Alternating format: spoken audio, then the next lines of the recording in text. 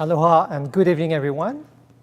So nice to have you tonight join us. It's Tuesday and it's time for Tuning Up from Hawai'i Symphony Orchestra.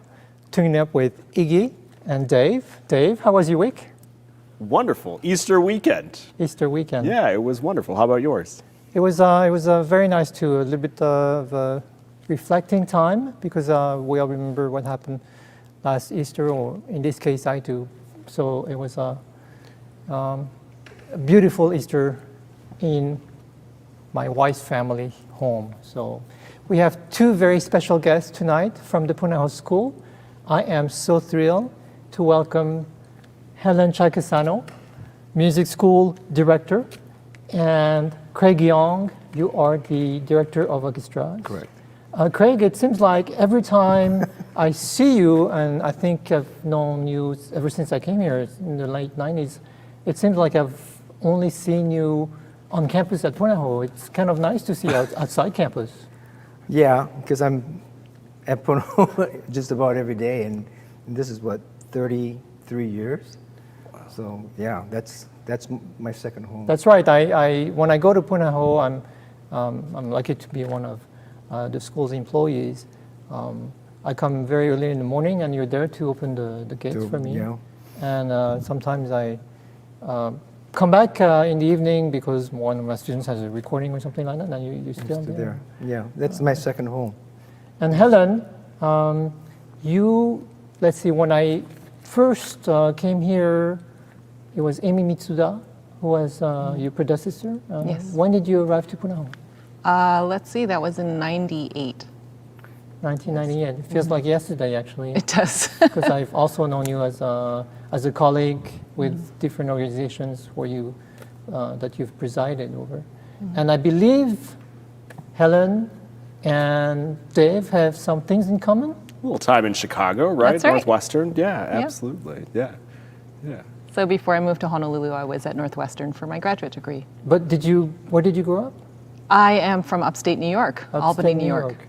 So there's, what did you call, Dave, 6 degrees of separation between Craig, Helen, and yourself?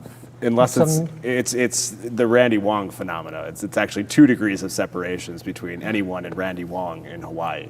That's probably true. Yes. So let's see. So there's some Chicago connection. And what is the connection between Craig and you, Helen? Well, we both spent time in upstate New York. So I went to school, the Eastman School of Music in Rochester, New York, and she lived in Buffalo, right? I was born in Buffalo, just like Kathy Hefner, actually. That's right, yeah. And then I grew up in Albany, New York. I went to school in Potsdam, New York, which is practically Canada. Wow. Yeah. Way up north. So before we get to the thick of it, Dave, do you have any announcement to make for our viewers tonight?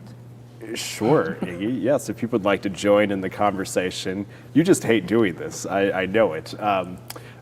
You can text us below at the number below here, excuse me. You can text us questions this evening, join in the conversation. We'll have a quiz question that must be around Punahou School, and maybe even hints at some possible performances, live performances from the Hawai'i Symphony Orchestra in the near future here. So please join us. We have a wonderful bottle of wine for the quiz winner this evening. What are we drinking this evening? Well, actually, we're not drinking this evening. To be fair, it's a red wine, and this is clearly white that we have in our glasses. So, Iggy, what do we have? Yes, and just for all the Punahou students watching us tonight, none of us are drinking. This is just for show. But for the trivia question, if you want to call in and offer the bottle for your parents, you are going to win a bottle of Masseria Li Veli Susumaniello 2019 of Salento. So I don't know my Italian wines. I just read the text that was printed on my cheat sheet. So I believe it's a red wine. Am I going on a limb? I think I think we're safe to say it's a red wine, but most importantly, it's from our friends down the street at Hosser Wines. And also we have our charcuterie board from our friend Terry at Hosser Wines. So thank you for your continued support. Come on down and buy some wine from them. They've been really great supporters of us this year and all the previous years. So is it too soon for the quiz question? I feel like sometimes we forget about it. Yeah, maybe you should ask it now before we, I want to know a lot more about Helen and Craig on their personal level, not just about the school, but the question, the trivia question tonight, we are looking for someone who is very much associated with Punahou School and with the Hawaii Symphony Orchestra. It's a conductor who's appeared as a guest of the Hawaii Symphony Orchestra on a few occasions. And that person is also a alumnus of the Punahou School, 1989. Do you need more hints? Do we need a gender or? No. No. Okay, No. so 1989 Punahou grad, conductor, does not live here, but has been a guest conductor of the Hawaii Symphony Orchestra a few times, both for classical performances and pops. And who knows, maybe she'll be back here soon. Ooh. Whoa! Ooh, a leading question. Wow, that was a hint. So Dave, you like to start the sessions by the universal question? The universal question. Take us back to the beginning. Thanks, Dave. Yes. I knew that was coming. I'm a big fan of this show. Well, I think there's many ways to answer the beginning question, Right. but I think that how about my beginning to come to Hawaii? Sure. I'm actually from upstate New York, as we stated before, and did some schooling in Chicago at Northwestern and moved out here. I like to say I blame my husband for many things in life, including a wonderful move to Hawaii. So he decided to study ethnomusicology at the University of Hawaii and specialize in shakuhachi. And this is a wonderful place to come. So we packed our bags and planned to be here for just a few years. That was over 20 years ago. So that's the beginning of my move to Hawaii. So you followed Steve I did. at first, She kind of had to. but then, Well, he followed me to Chicago, to be fair. I see. Yes. And Craig, I'm so happy because, as I've said, I've only seen you, you kind of like St. Peter at Punahou, you know, you're opening the gate of. Oh, that's right. I'm there every morning. I'm there at the crack of dawn. He is a saint. I will add that. So just- Sorry, right. No, that's okay. that's just to your beginning. Okay, let's see. You know, I have a connection with Punahou School, although I went to Iolani. I took all my private piano and violin lessons at Punahou School. And my piano teacher was Isabel Han, who was the music director at the music school then. And she was a wonderful teacher, and I started with her when I was in the first grade, and then all the way up to the time I graduated. I decided that I really wanted to go into music, and that, and the funny thing is, I didn't know what instrument to do as far as majoring in it. So I thought, well, if I'm going to apply for music school, I might as well try both instruments. So I auditioned on both, and my goal was really to get into Oberlin or to the Eastman School of Music. And then the funny predicament was I got rejected on the piano at Oberlin, but I got accepted on the piano at Oberlin and rejected on the violin. And then at Eastman, I was accepted on the violin and rejected on the piano. So I couldn't figure out which one to do. So my teacher said, well, you know, my piano teacher said, you know, you got to think of a couple of things. If you're going to be a pianist, that's probably one of the loneliest professions because you're really in the practice room all by yourself all the time. It was that you want to do the violin, you can make other friends and meet other people because you have ensembles to be part of. So I decided, well, I'll go to Eastman. Now, had I had the money to go up to see the school originally, I might have changed my mind because it was not what I had expected. When I first saw the Eastman School of Music back then, it looked like a scene from the Industrial Revolution. I mean, you had these two brick buildings there, and it was very stark and very cold looking. And I think my face just dropped when I came there. I thought, oh, what did I decide to do? But I decided, okay, well, I'll just stick it out, and then I enjoyed it. I mean, I thought it was the best of my education was being there. I enjoyed being with the other musicians there. It made me realize who I was as a musician. I mean, you realize there's so many great talents out there, and so it either pushed you to want to work really, really hard, or it makes you scared to work. Because you know, I can remember them. You know, some people would be in the practice room 6, 8 hours a day, and I couldn't go past maybe 2. Right. Yeah. And I tried to force myself to stay in there as long as I could, but I just couldn't concentrate for that long. Now, Helen, you only mentioned the beginning from the time you came to Hawaii, but what was your training like and your inspiration to become a musician? Well, I'm a pianist, and I started because my older sister played the piano. I really wanted to explore that instrument, and I like to tell people that I started the piano and I was already scoring for film, because I would just sit and watch movies and try to make music to accompany the mood or whatnot. Of course, I sounded fabulous before I started lessons. So my path, actually, I played flute also in school. And so my high school band teacher was quite influential in my life, in addition to my private piano teacher. And in fact, it inspired me to go into music education. So some people did not know this about me, but as an undergraduate, I aspired to be actually a band director. But I majored in piano, which was very unusual when you want to pursue band directing. I also played flute. But I got to work with a fabulous piano professor, Frank Ioga, and he kind of lured me to the piano side. So I stayed with the piano. And from there, followed piano performance and pedagogy, and decided to teach piano.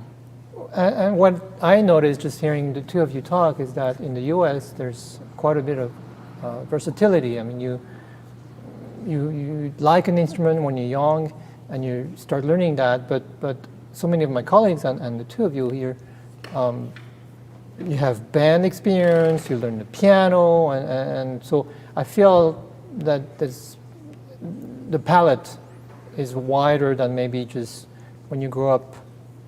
In my case, and I just focused on the violin from a very young age intensively and not much else. I understand you have a degree from St. Petersburg in Russia? I studied at the St. Petersburg Conservatory shortly after graduate school, just a summer institute. And did you feel that the training or the education or the style, maybe of course the style of the technique might have been somewhat different, but the approach to being a musician did you find it a little bit different in St. Petersburg? Oh yes, it's fantastically different.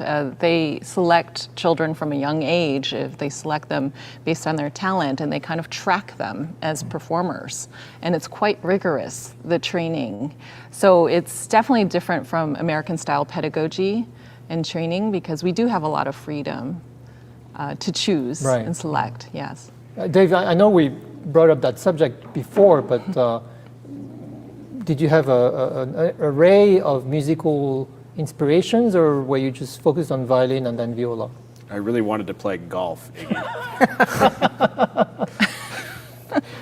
It's only Tuesday. You can't. No, I meant as a career. Yeah, no, there were lots of options. Music was I won't say forced, but it was encouraged from a very young age. And I started violin when I was 2. I wasn't asking for a violin at that age. It was just something that was.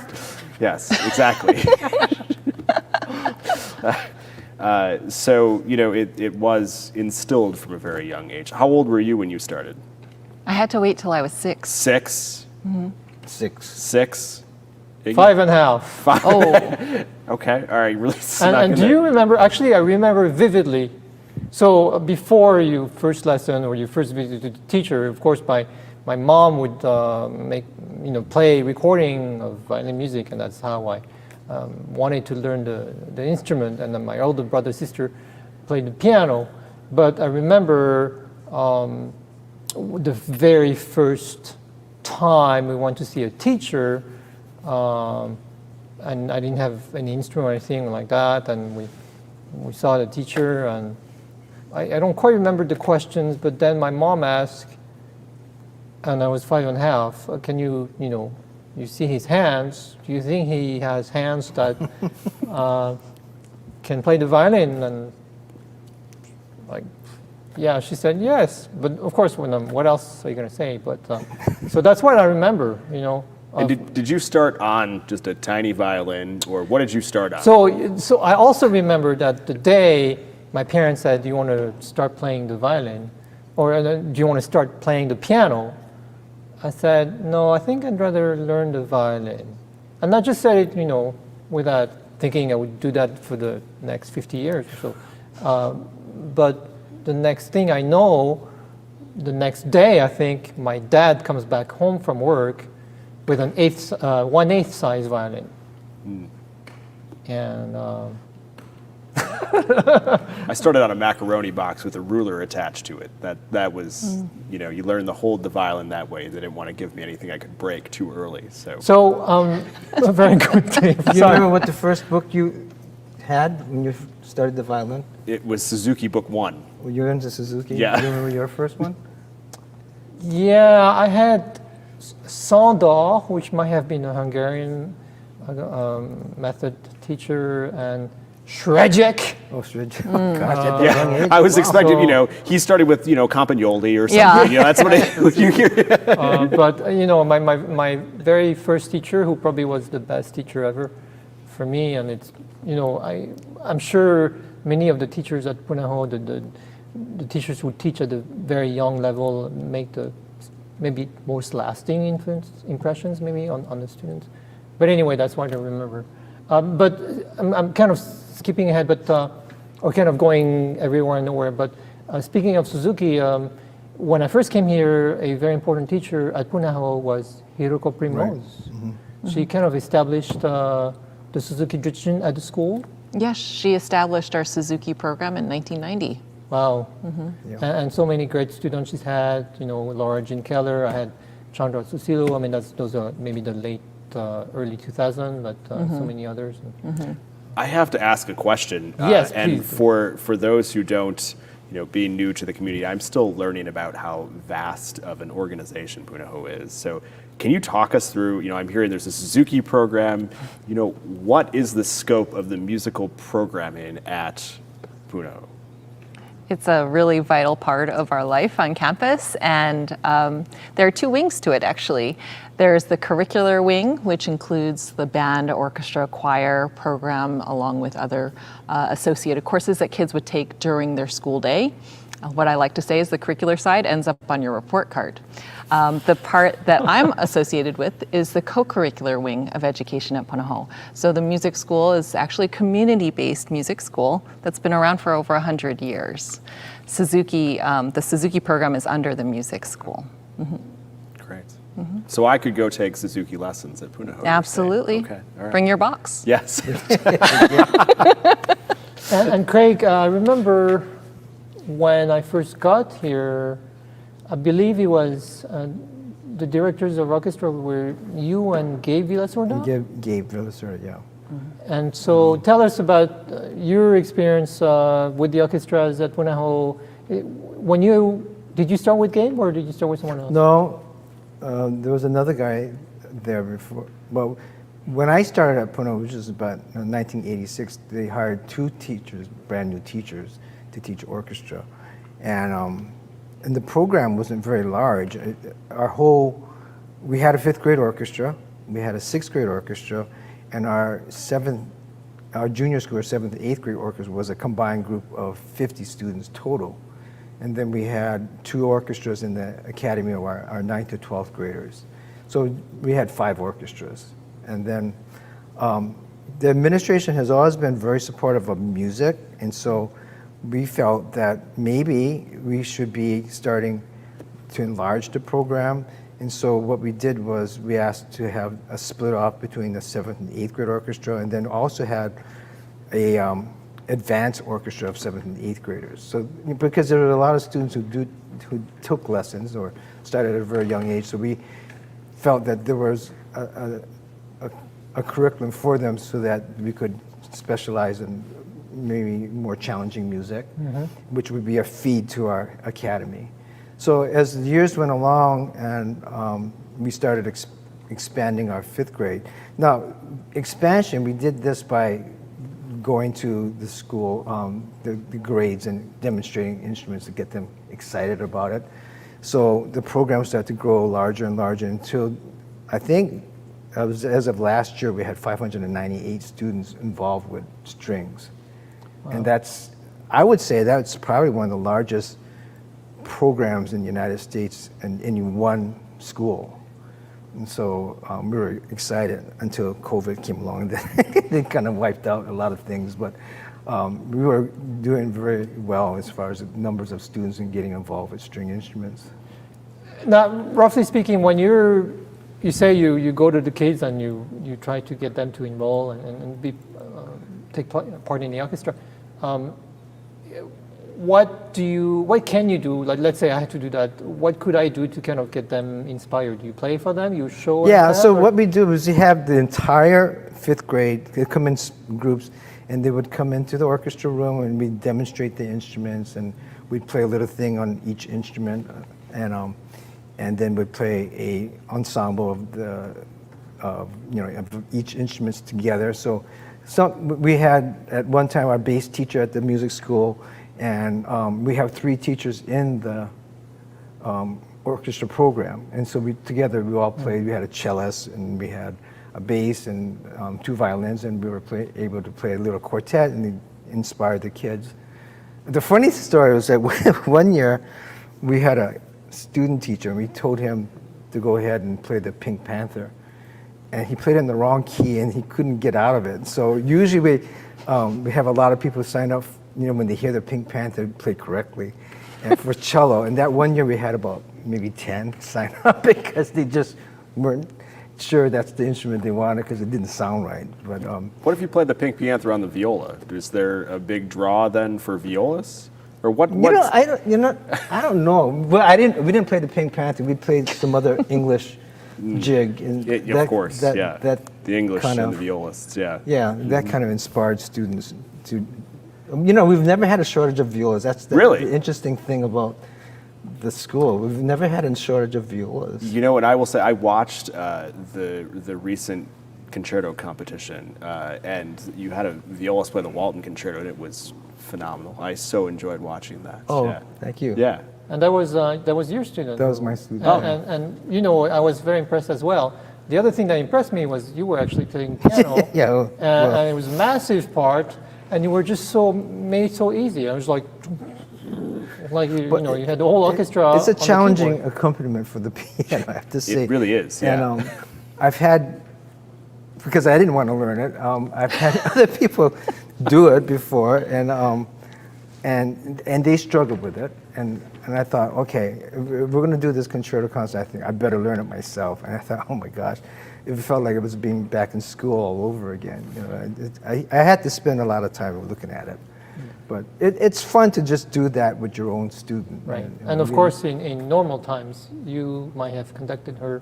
Yeah. Or we should maybe give a shout out to your colleague, Dr. Jonas Carlson. Yes, Jonas Carlson, my colleague, and I.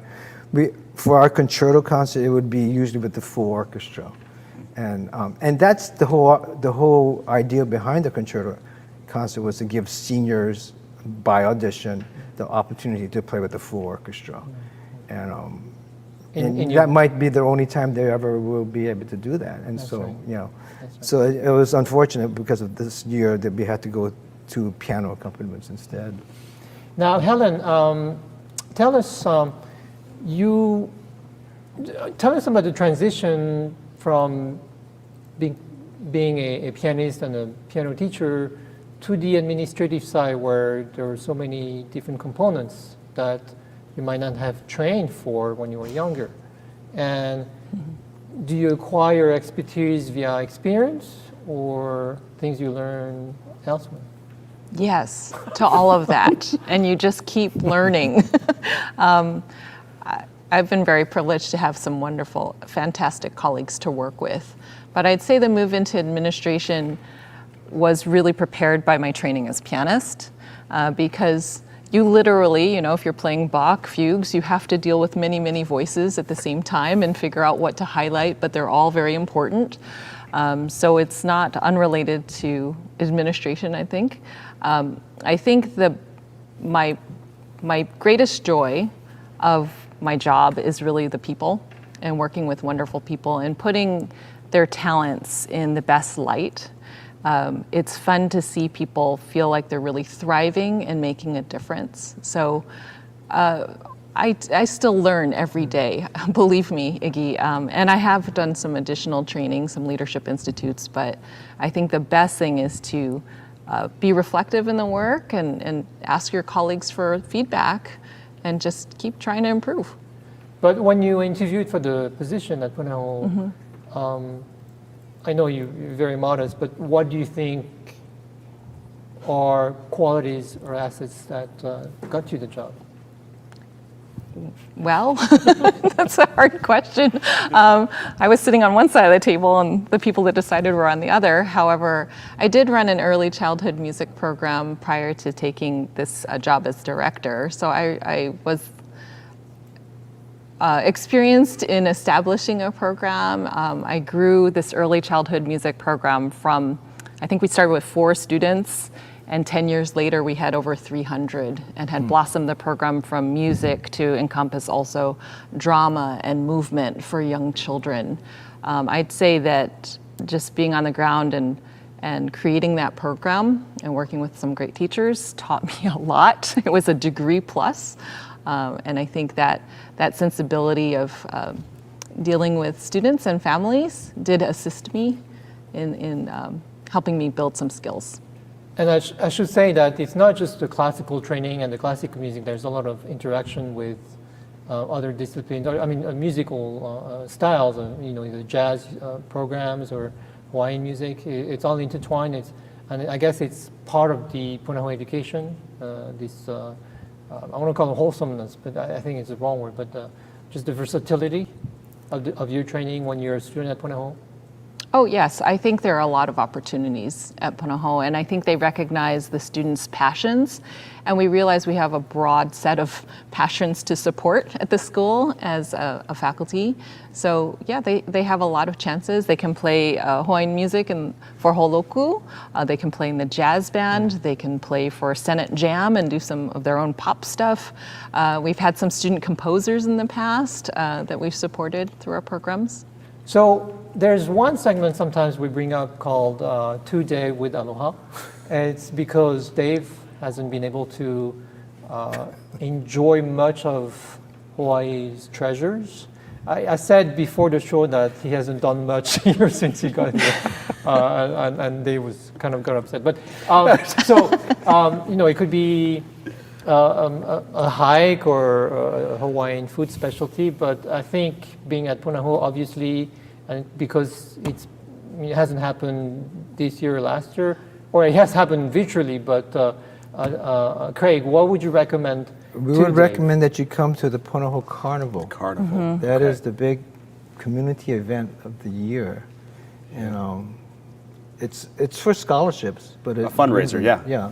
Yeah. But it brings in millions of dollars, and it's just jam-packed. And I was able to see some of the online art that was up for auction must have been, it was either 2 weeks ago or 2 years ago, I'm not sure right now with the context of time, but it was amazing how much support there was around the school, and generations of children that have gone to school there and families that have continued to support the school.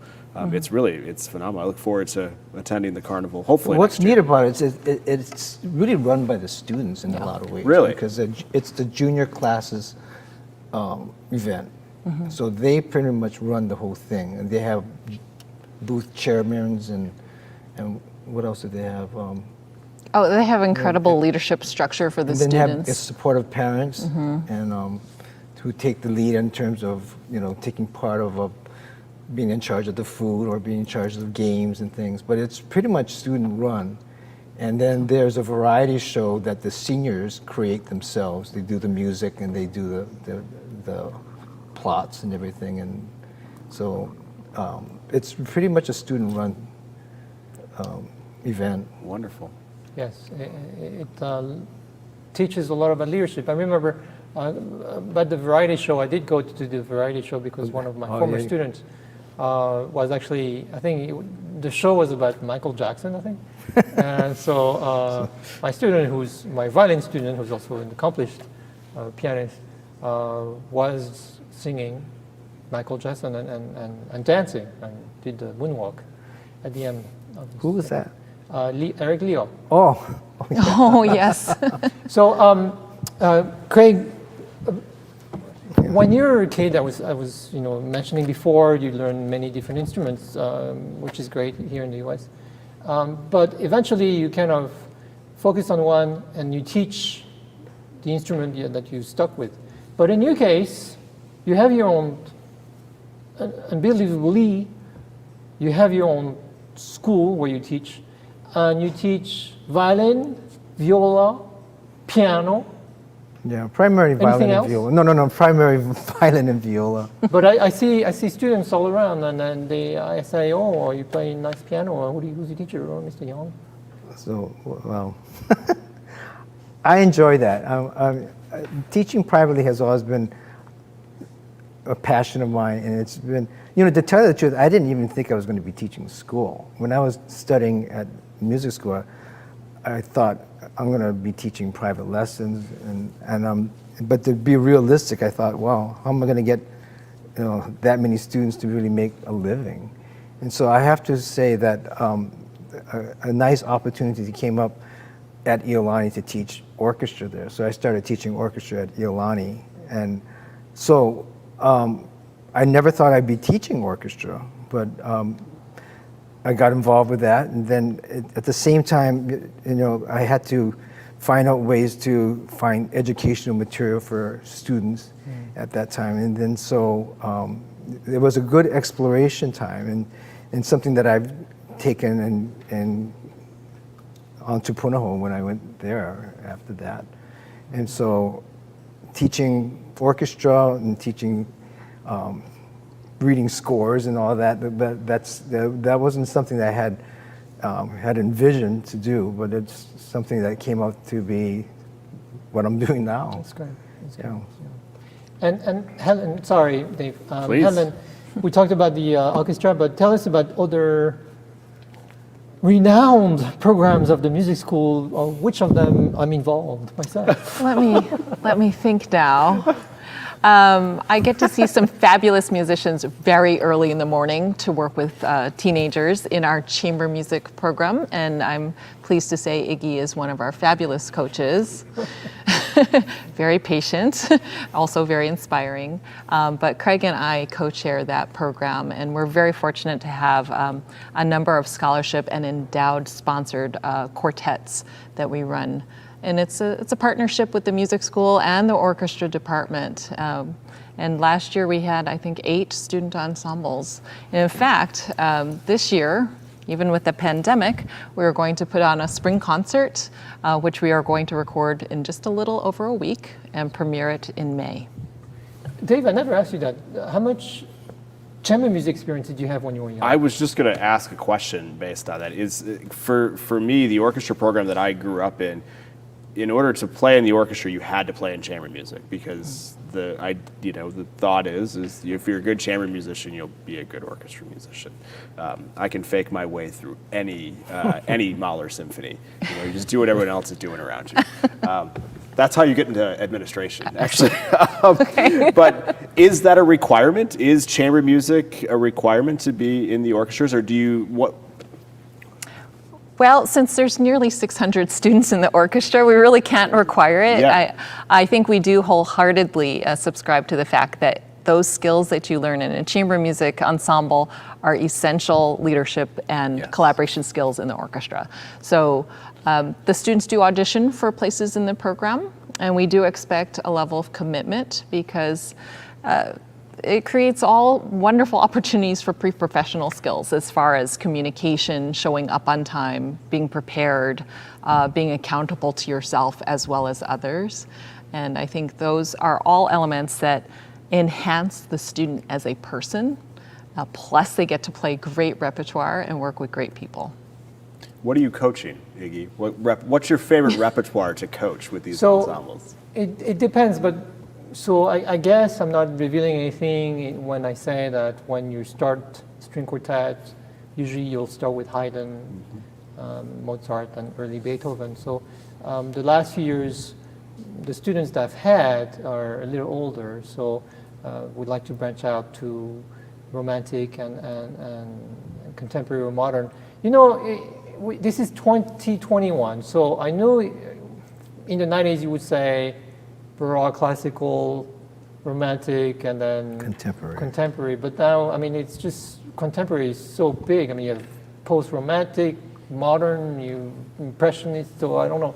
I think we need to reclassify the classical period. But in any case, the flat answer to your question is right now I'm teaching Debussy. Are you? And I did not choose Debussy because he was French. My students chose it for me. Okay. So. That's difficult repertoire for, I mean, I remember the first time I played a Debussy quartet. That's hard music. Well, I'm very lucky to have very good students from Punahou School, and they're very dedicated. And as Helen mentioned, it takes dedication. All the coaches, you don't know that, but all the coaches plus Craig and Helen, we have a briefing meeting at the beginning of the year, and we all put in our places, and the teachers know what to do, and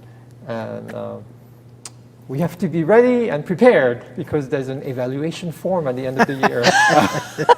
And you get graded. You know, I've reviewed your forms year after year, Iggy. You do just great. But our coaching faculty, many of them are musicians from the Hawaii Symphony, and we're very, very fortunate to have them. And so, Helen, outside of Punahou, you've also been involved with many different organizations. Tell us about HMTA. HMTA is the Hawaii Music Teachers Association, is the state-level organization of the Music Teachers National Association, which is a huge collection of independent teachers as well as collegiate teachers. So I served on the HMTA board for 12 years. Wow. 2 times as president, so I think that's the limit, maybe. But it's a pleasure to serve the community. So, I mean, I could ask the three of you, how many brain parts do you have in order to, do you need to have in order to like have room for everything? Because, you know, Dave, you need to take care of operations, fundraising, the relationships that you're nurturing with everyone else outside the symphony, the musicians, the union, the board. Yeah. Helen, you have Punahou School and all it requires, plus your outside organization, plus you teach as well, you teach piano. Craig, you have the orchestras, your own school, and we haven't talked about the parade of orchestras, but that's coming next. What would you tell students who are watching you, and because they're also very, very busy, but it's not going to get any better. I mean, as you grow older, you're going to have so many different tasks at hand. How can you manage that? And I know, Helen, you have 2 grown-up and a husband to take care of. So do you make room? How do you do it? Helen first. Oh, Thank you. okay. Thank you. I was going to ask Dave. I wanted some secrets. I try to plan for success, and I try to work with ideas that are fun and inspiring year after year. And I make a lot. How do you make room for everything? I don't. There are things you have to say no to. I think actually that's a lesson I talk to students about, especially busy Punahou students. That is one thing they're not terribly good at, is saying no. And sometimes you do have to just make decisions that my husband at home is probably laughing right now because we just discussed this 2 days ago about me making some more decisions. However, you can't do everything, and you shouldn't do everything. You have an amount of energy and time, and you want to spend it well. So you have to make choices. But I make tons and tons of lists, and I try to follow up with emails as expeditiously as I can, because an inbox can just overflow quickly, and it's slipped onto another page, this email, and you've forgotten to answer it. So I like to stay on top of things. Right. And so, Dave, I guess you need to prioritize, but sometimes everything's a priority. Well, Sometimes maybe everything is on fire. if I send you an email at 8 p.m. at night, maybe you can disregard that. But how do you, prioritize but still manage to be personable and pay attention to everything? I think that I'm a very optimistic person, and so I think that for me kind of mindset is always a priority for me. And so no matter how much is on my plate, I am hopelessly optimistic. I try to bring that to any conversation that I'm coming to. And I think that in my position, that's what's needed, that, to bring the team along, to bring the community forward, that we're in this together and there's a light at the end of the tunnel. I make a tremendous amount of lists. I have lists of lists of lists. And for me, it's just, there's a certain set of rules that I set for myself of how I engage with different people or different organizations, and I stick to those because that's the only way I can manage my schedule. But for me, it's really just the positive, optimistic attitude that I always have. And Craig, I think, when you listen to both of them, it really comes back from your music education, because you become so self-disciplined when you do music, and you have so many things to take note of, and especially a conductor. Well, yeah, but I mean, just music in general. When you want to if you want to be a good musician, there's so many things that you have to take into consideration. I mean, you're striving for perfection all the time, and you have to prioritize the ways to get there. And so I think this is excellent background about the music that makes you what you are today. But Talking about chamber music, yes, though, and please. I was mouthing accountability. It was the last thing you said about playing Yes. chamber music, and I think to me that's the biggest thing that I've taken away from my music career. Is if the violist doesn't show up, the show doesn't go on. Right. You need that inner voice, and so I think that there's that accountability to all parties involved that really drives me.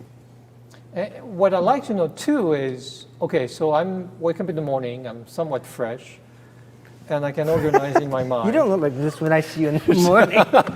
Tell them what time we start. 7:30. Well, In a normal school year. Yeah, before the pandemic, we start at 7:30, which is, I'm sure, but like some of my students, they have to wake up at 4 or 5, especially the ones who live in Mililani. But Yeah. but so you're okay in the morning, but then by the time, sometimes it's 5, by the end of the day, I just can't think clearly. I get very irritated. I get irritated easily. Oh. So I've always thought that when you have an individual student come in, they don't know what your day's been like. Right. So you have to treat each individual student as if they're special. They could care less. They could care less if you had a bad day, and you don't want to put that upon them because they've worked hard for their lesson to be there, and so you just have to treat each individual as a special person. So Yeah, and Helen, as the director, do you have to kind of give that reminder to some of your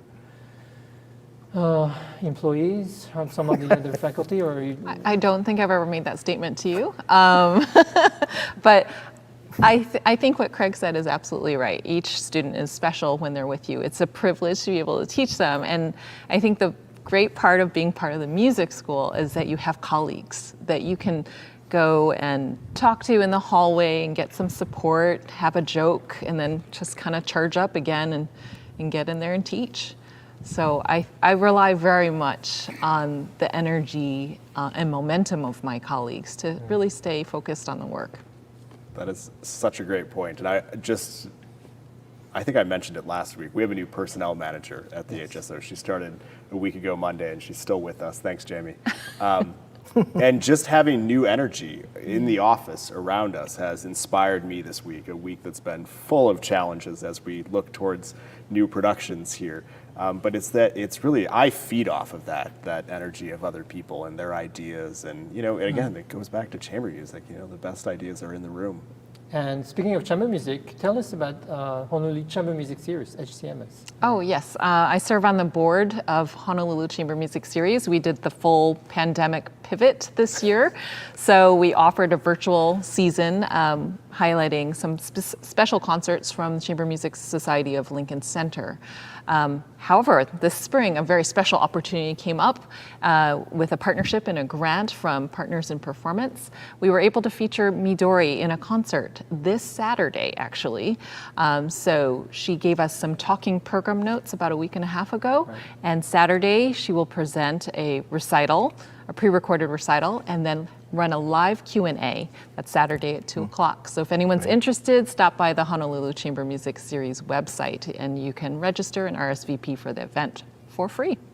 Yeah, I did tune into the session she did last week, and she contextualized everything from her Partners in Performance. So it was partners, the composers, César Franck and Edvard Grieg, partners, her Cornelius Del Jesu instrument, partners François Pécat violin bow.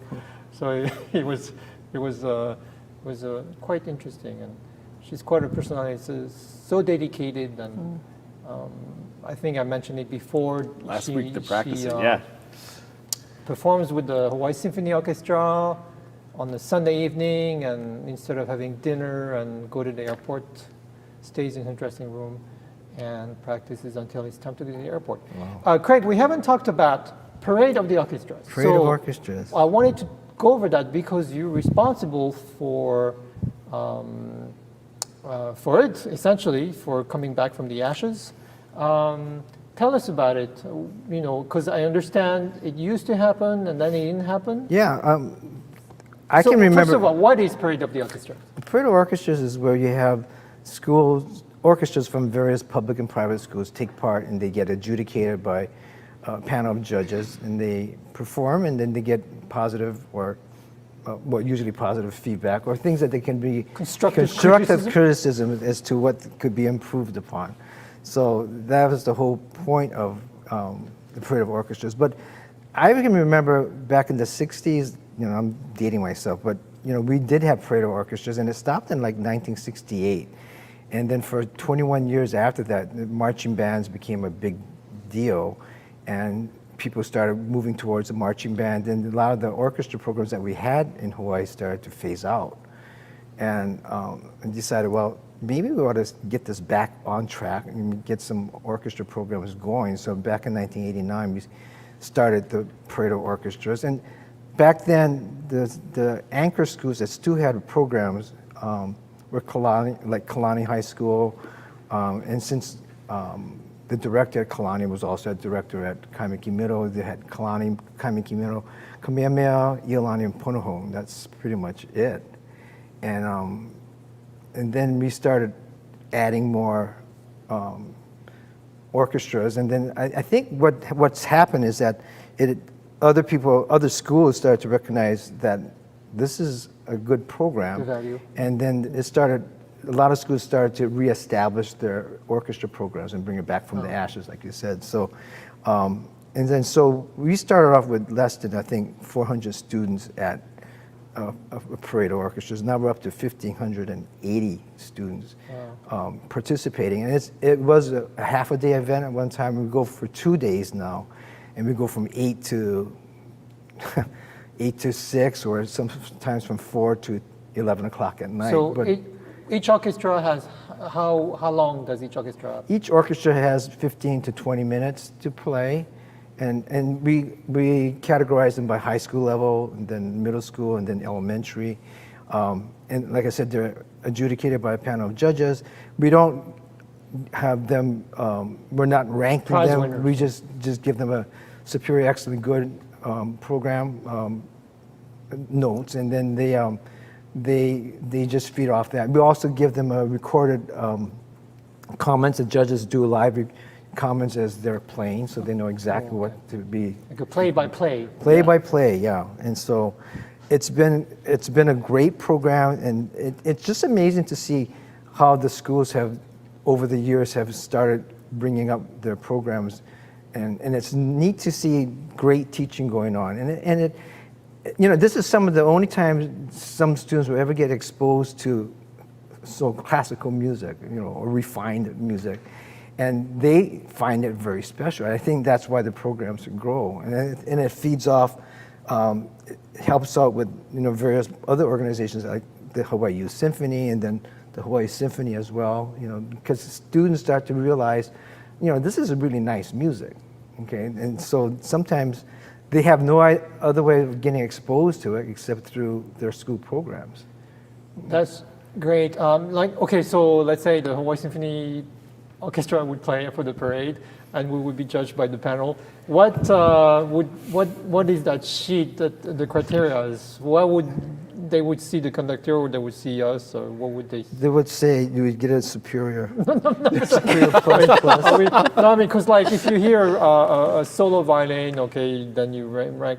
You can evaluate the, I don't know, intonation, rhythm. Well, they're evaluated on intonation, exactly, rhythm, interpretation, stage presence. Stage presence. What is stage presence for an orchestra? Well, sometimes some orchestras come on, the kids say hi, and to the, you know, and the judges are already writing down comments. And he says, well, you know, when you come on stage, you should be a little bit more refined when you come on, but then they'll also look at how well the ensemble works together as a group. Do they watch the conductor? Do they listen to one another? You know, so various things like that is what they get graded upon. Are they following the concertmaster? You know, those the important concertmaster, sort of exactly. things that need to. I want to ask a question because this brings up something is rumored to be true. We've recently revitalized a program that had been not done for over a decade here, the Youth Talent Pool. And I understand that we are in the presence of greatness, that we have a 4-time winner, is it, of the Youth Talent Pool? Yeah. But not just 4-time winner, but What? Maybe the competition wasn't as great back then. I don't know. The first time I played was when I was 10. It was on the piano. So on which instrument? Piano. First time you won. The first time I won. And that was kind of neat because you play at the Shell. Do you remember what you played? The Shell. That's a the good Waikiki place. Shell, Yeah, yeah. it's a good place for a concert, I hear. Mozart piano concerto in G, and I can't remember the correct number. But all the audience back then would sit on the floor of the stage. So and the parents would sit in the audience on the outside the audience. But you know, it was really up close and personal. So and then the second time. Then the second time was in 8th grade on the piano, and all the concerts then were at the NBC. So it was a real great to do 2 or 3 concerts at a time because they have the different schools coming in. And so you do 2 concerts or 3 concerts, and then I think my sophomore year was on the violin, and my senior year was on the piano again. Wow. So, yeah, we had good conductors back then. Yoshimi Takeda was one of them. Then Robert Lamarckina was another conductor. Yes. Yeah, so I had a really good experience performing with them. Wonderful, So- and it's always nice for professionals to see young students perform either as soloist or have side by side. And it's great to see that the talent pool is coming back again. You know, Thanks so- to Dave. Yeah, Nahoku Opio, the Young Stars program. The deadline's coming up here, right? April. I believe the old tax day is the deadline. The old tax day, yeah, April 15th. Yes, is the deadline for that. We've gotten some.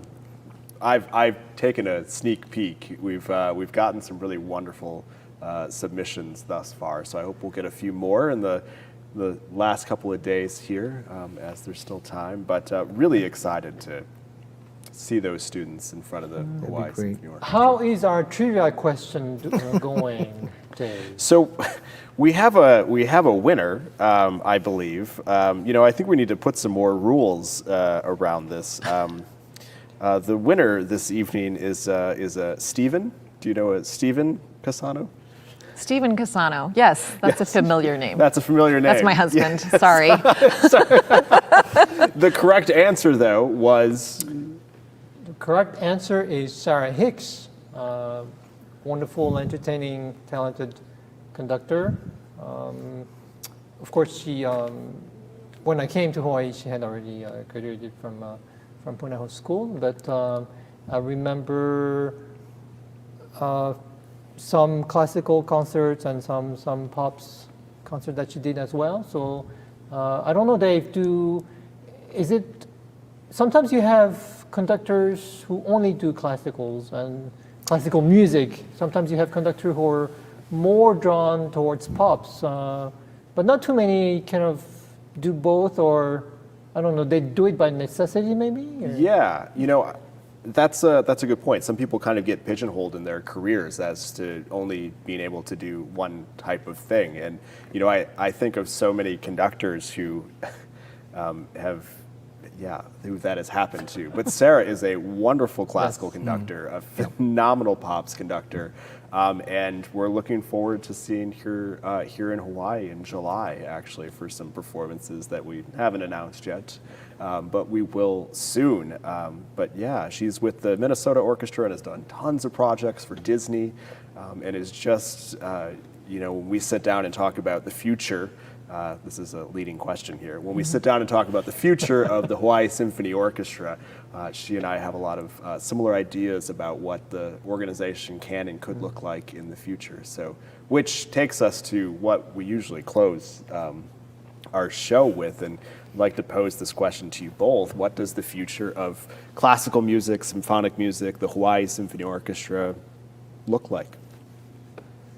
I think it looks great. As long as we have great teaching here, private teaching, great orchestra programs going on, these students are exposed to this type of classical or refined music, I guess, I don't know what you want to call it, but you know, they get excited when they hear the Hawaii Symphony plays things that they know or are familiar with, and it's good that the Hawaii Symphony also exposes them to new things. Then we have the Hawaii Youth Symphony that has done a tremendous job of giving students opportunities to play at a higher level. And then those same students also will feed off the Hawaii Symphony because that's something that they'll enjoy. So yeah, as long as we keep these programs with good teaching and good programs of school programs going, I think we'll always have a good future for the Hawaii Symphony. And what you said, you know, I hear it. That when the kids, they learn something and they hear it and they hear the symphony play it as well, and that's how you develop a stronger connection. Right? Yeah.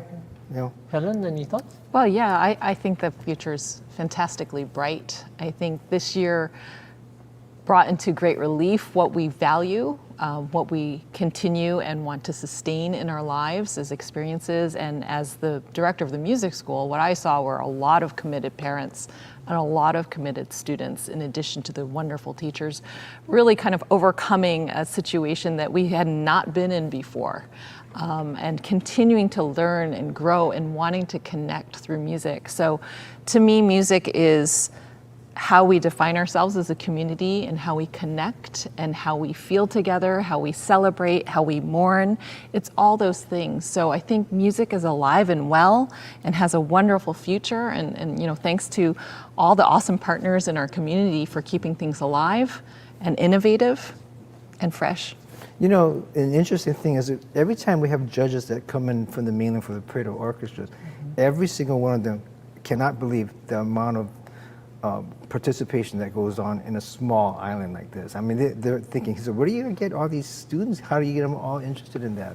But I said, we do have great teaching, and they can see the good teaching that's going on at all the schools that we have here. So I have to take my hats off to all the directors who are have great programs going on in the string teaching. Great conductors, programs. Yes. Well spoken. Dave? Yeah, well spoken indeed. Thank you both for joining us. It was such a pleasure to get to know you both and to share your story with our community that we continue to build here on Tuesday nights as we look forward to getting back to in-person performances and filling these seats with vaccinated, COVID-free people. So, That's right. yes. Iggy, what are you looking forward to this week? We haven't done this in a while. I am looking forward to next Tuesday we will be having Tuning Up, as always, with Iggy and Dave. And we're very happy because next week we'll be welcoming Monica Chung, who is a wonderful pianist on the island of Kauai. So we will have representation from the neighbor islands for once. We're going there, right? Okay. All right. We needed to clarify that detail. Okay. Well, I look forward to that. Please join us next week. Thank you again for joining us. I really Thank you appreciate very the much. opportunity. And we'll see you all back here next week for tuning up. Thanks so much for your continued support.